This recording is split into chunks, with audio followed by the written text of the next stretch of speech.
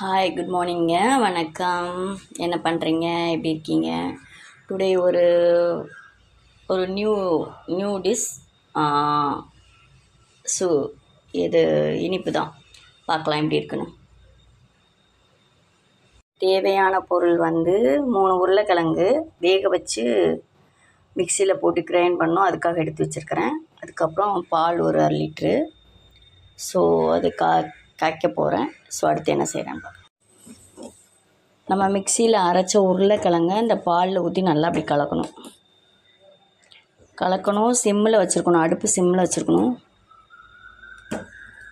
வேக வச்சும் அரைச்சி ஊற்றலாம். நம்ம வந்து பச்சையாகவும் அரைச்சி பாலில் ஊற்றி நல்லா வேக வைக்கலாம்.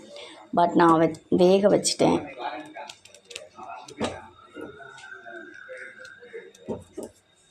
இது கொஞ்சம் நல்லா வற்றி வந்தோடனையும்